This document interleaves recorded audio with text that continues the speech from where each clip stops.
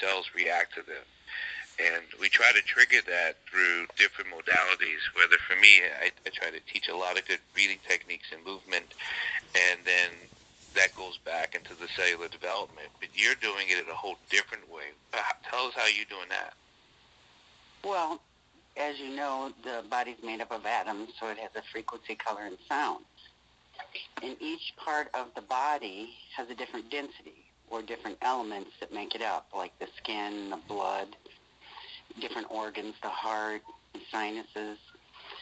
So what I've been doing is I compose music. I channel music, and then I've been underlaying different vibrations. Well, one was for the sinuses, and I put a bunch of different vibrations under there, but I actually had a doctor's wife use it.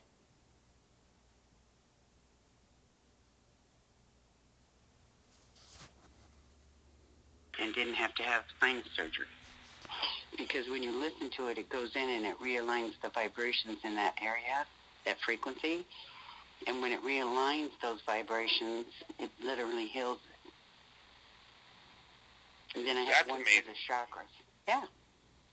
So how do people, for you, you know why it works and how it works. But right. For people who come in, how do they come in? And because they don't know that this is possible, so how do you reach them? How do they come to see you? Or do they just hear about it and they just want to try it? Or is it one of their last resorts? Kind of like more often, so many people right. have situations and they're like, we could prevent this or we can help this, but they throw their hands up in the air and they're like, okay, I'll try anything. So how are they connecting to you?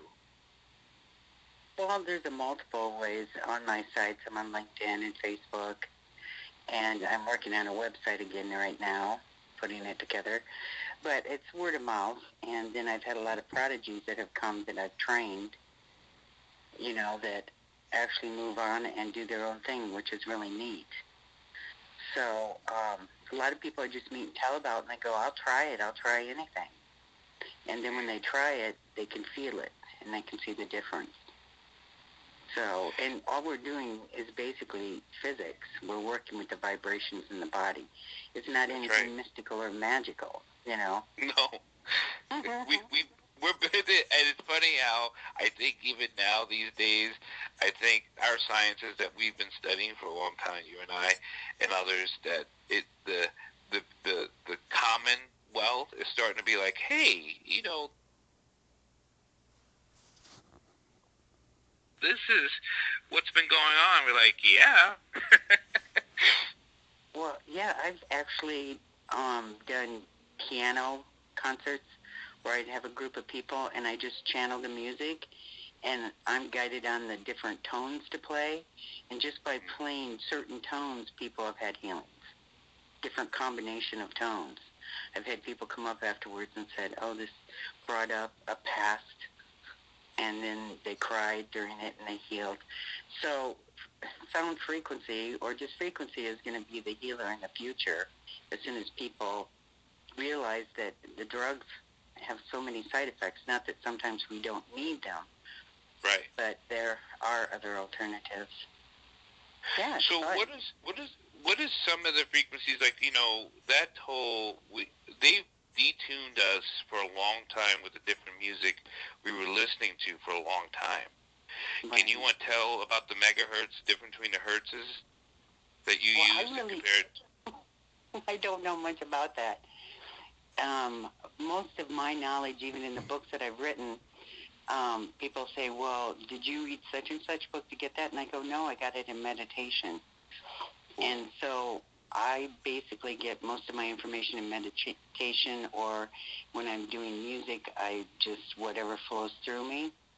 And, my doctorate's in alternative therapies. I obviously know about counseling, but I found that most of the counseling is due to diet or the lack of certain vitamins, which are frequencies.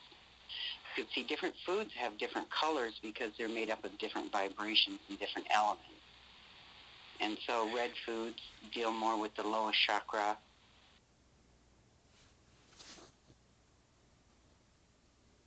So the different colors of the chakras actually relate to the foods that we eat.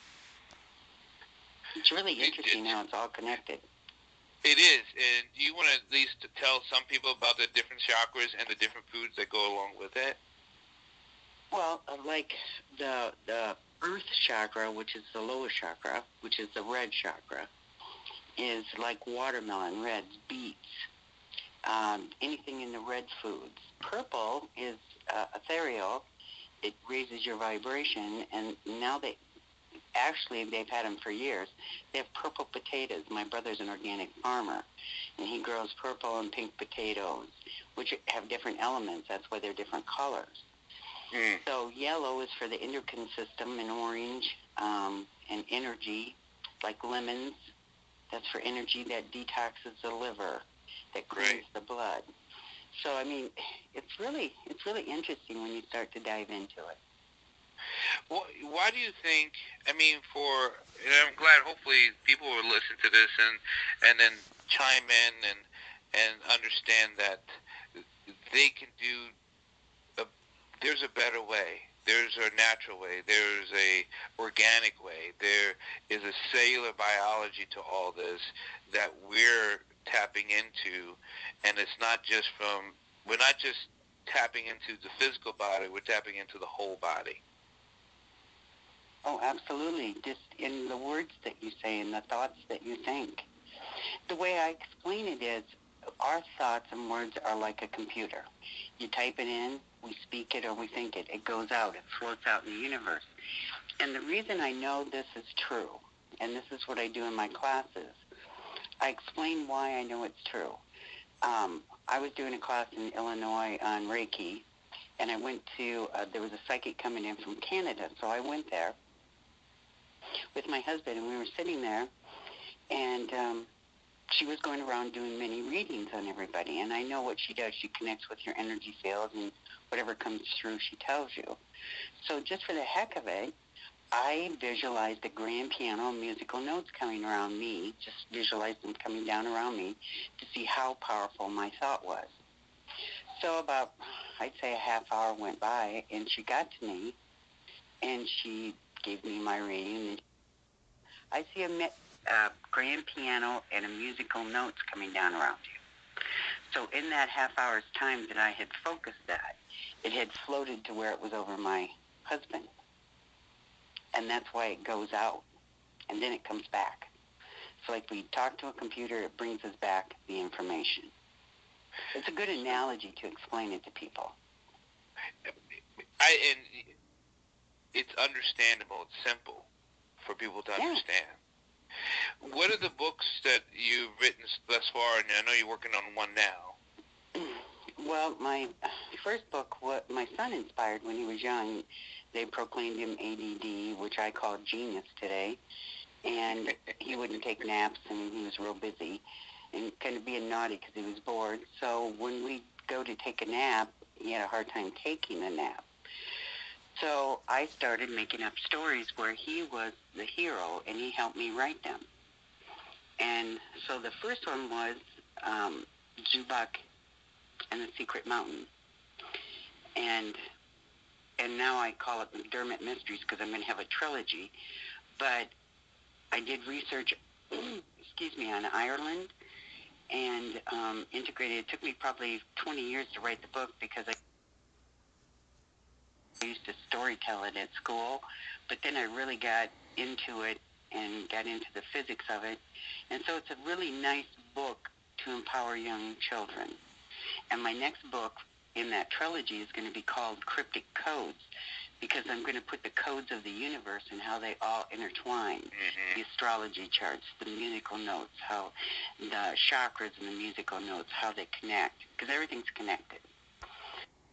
Yes. So, and the second book was, I put together, is Achieving Self-Mastery.